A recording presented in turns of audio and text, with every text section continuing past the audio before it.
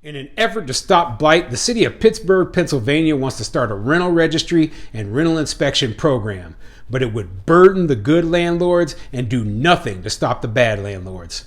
I'm Tony, and this is Real Estate Investing and Landlord News.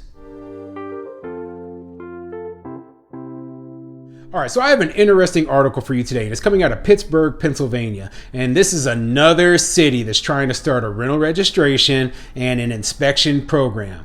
And as I've mentioned before, hey, they've tried this even here in Omaha where I invest, and I am 100% opposed to it.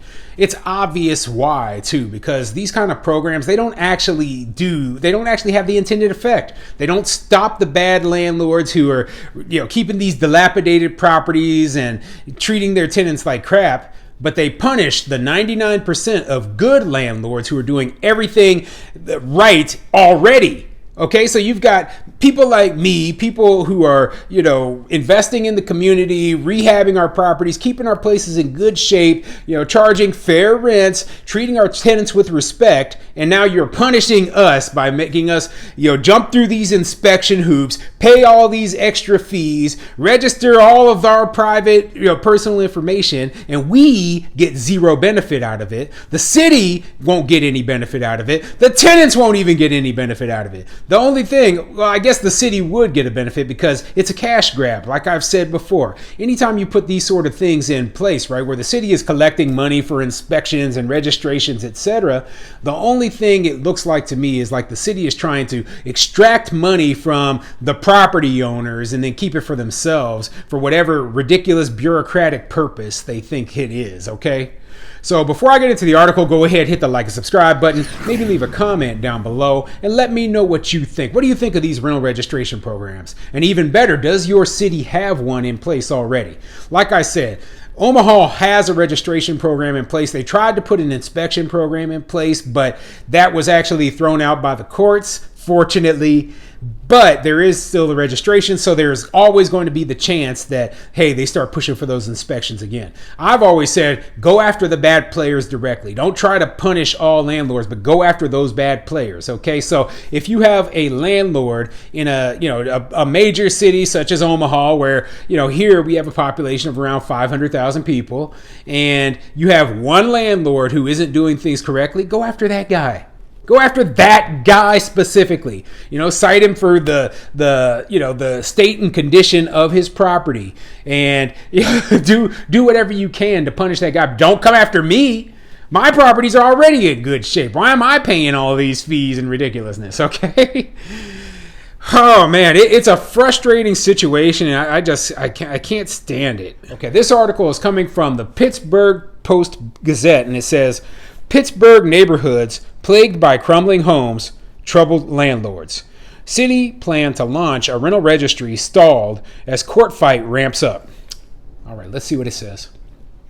For Chris Keach, the first sign of trouble in his Oakland rental home came when the kitchen ceiling suddenly collapsed 2 years ago, leaving hunks of plaster and yellowed water scattered across the sink and countertops. The next year, a rain-soaked piece of his bedroom ceiling fell just a few feet from his head, 3 hours after he asked his landlord to fix a leak above his bed. Then, the broken water heater flooded his basement, and the bathroom was plagued by mold and a foul smell, prompting his landlord, Lobos Management, to suggest he fix the problem by opening a window in December. As the breakdowns persisted, another chunk of ceiling decayed into a damp and rotted patchwork of wood, concrete, and drywall in the garage. The first question I have for this tenant who is describing all of this, right? He's talking about stuff that happened 2 years ago. And then he talks about more problems a year later. The first question I have is, well, why are you still there? This place sounds awful, okay? Any person with, any amount of logic and reason, if they were living in a place that was so dilapidated and so awful, and they've got all these problems, they would have just moved out. They would have just said, no way am I living here. But, the truth is a lot more complicated than what's being described in this article. And that's one of those things that I like to bring up. Simply put, this tenant, this might be all this tenant could afford, okay? No matter where this tenant goes with whatever their rent payment is, they're going to get some of the worst, most shoddy housing possible. And the landlords are going to be, slow to make repairs, etc. When you're working with the ultra low income people as a landlord, this is the only way you can operate your business, because a lot of the times these tenants don't pay, they skip out on the middle of the lease, they do a lot of damage to properties. So a lot of these landlords, they are a lot more, they keep their properties in a lot worse condition. Now, obviously, I rent to lower income tenants. Not quite, like this. This sounds awful, right? My properties are all in great shape. I keep them all, good, etc. But, there's a class of people even lower than the class that I rent to, and this is all they can afford. In many cities across the country, local governments carry out routine inspections of rental homes to ensure they're safe, imposing orders and fines, and holding owners accountable for dangerous and decrepit conditions. But in Pittsburgh, homes languish for years without any of the safeguards that come with regular inspections or enforcement, allowing shoddy landlords to stay in business even after they repeatedly break the law, the Pittsburgh Post-Gazette found. It's very, very difficult to use an inspection program to actually stop bad landlords. Okay, that is one of those things that isn't explained very much, because most cities, they don't have enough inspectors to actually inspect every single unit in the city. But what they do is they charge the fee every year, right? And so that fee that they charge, that's all they're really looking for. They want to collect their, whatever that fee is, be it, $75 or $100 a year for every unit. Put all that money in a nice big pile, and then just do random inspections here and there. That isn't a workable program, but that is what most rental registration and inspection programs are. They are a complete joke, they're a complete farce, and they don't actually improve anything.